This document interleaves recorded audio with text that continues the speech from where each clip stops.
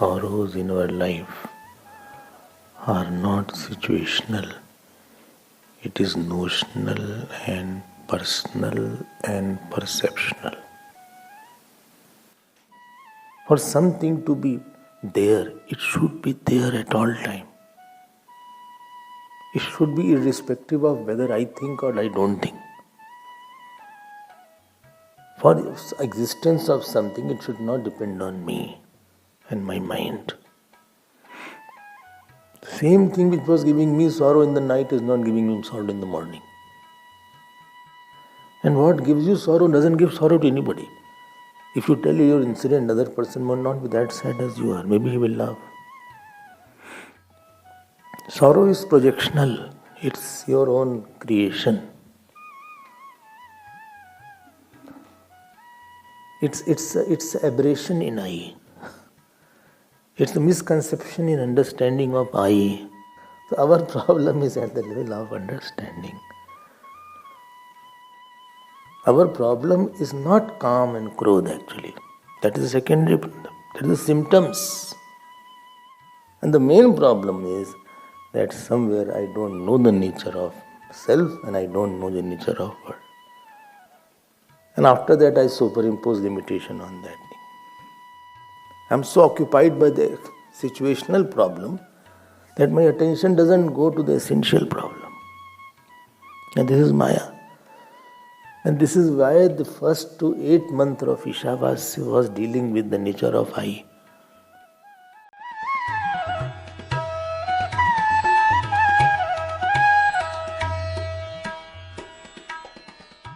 So there are 3 problems we have. First is Chit Andhatvam, so that is called Chit Chanchalatvam. And third is called Chitra Bahirmukhatvam.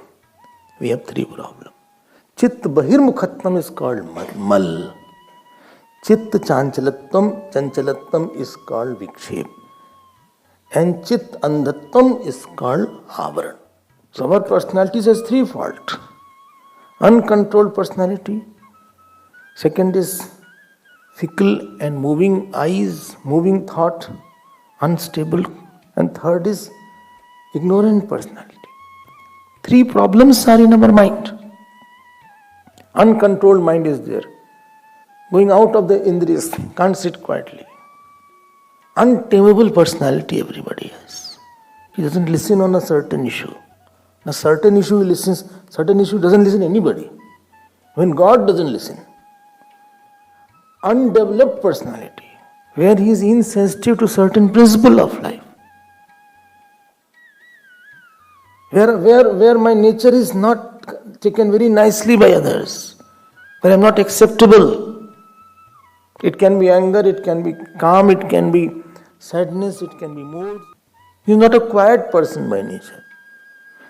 Very bahirmukhi person is there. Extrovertedness is too much. This is dealt from 9 to 11th verse.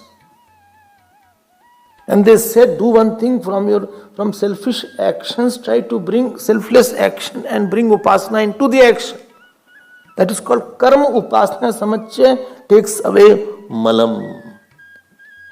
Or chitra bahirmukhattam, or untamable personality, non-listening personality.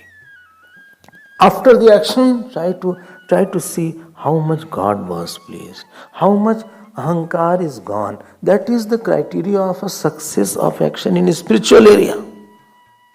So from sakam karm, from sakam kam krodh, ahankar kendrit karm, I become nishkam, Ishwar kendrit karm.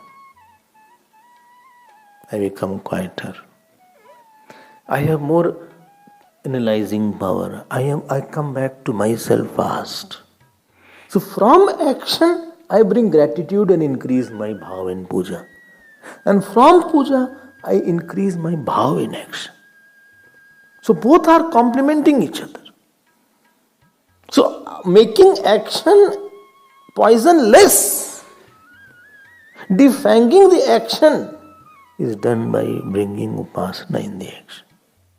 Don't make 2 lives. Don't create a tussle in your heart and your mind.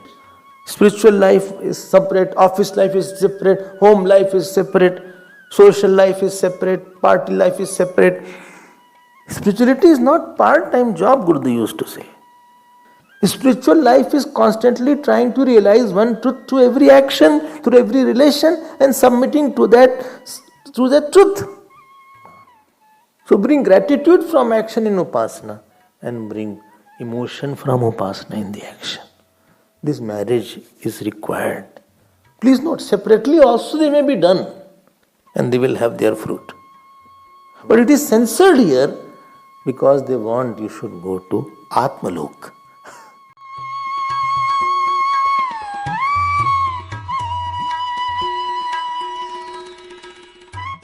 Now, one person has come, he is now cultured, but chanchal. He is not rebel, he is not hard to deal. His thoughts are hopping. He is not arrogant, but he is fickle. Chanchal, his mind goes from topic to topic erratically. Now, chitta chanchalatvam.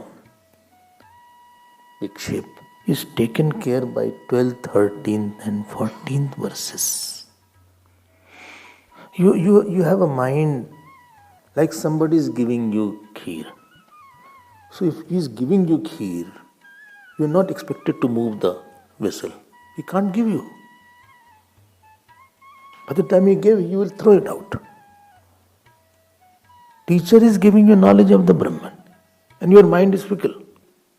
It is not able to hold because you have not done Upasana. But Upasana does. It tries to take you to the core of a personality and tries to go for one thought for a longer time. You are habituating yourself, conditioning your mind to go depth of the personality. There is a lot of depth in the mind. There is a lot of gems hidden in the mind. There is a lot of deeper thoughts in the mind. There is a lot of silence within. There is a lot of purity hidden. I go within. That is Upasana. First hold grosser thought of, which has an object called Krishna, Ram, Shiv, Devi. कुछ पकड़ के रखो एक thought को. Mastering to entertain one single thought in the depth of the mind for a longer time, at the exclusion of all other thoughts. This is called Upasana. Whole sadhana is culturing the mind, trimming it, like you trim the hedges and the plants and give a shape. These three verses, these three mantras will deal of two kinds of Upasana. One is called Sambhuti Upasana, other is called Asambhuti Upasana. We'll come on it next time.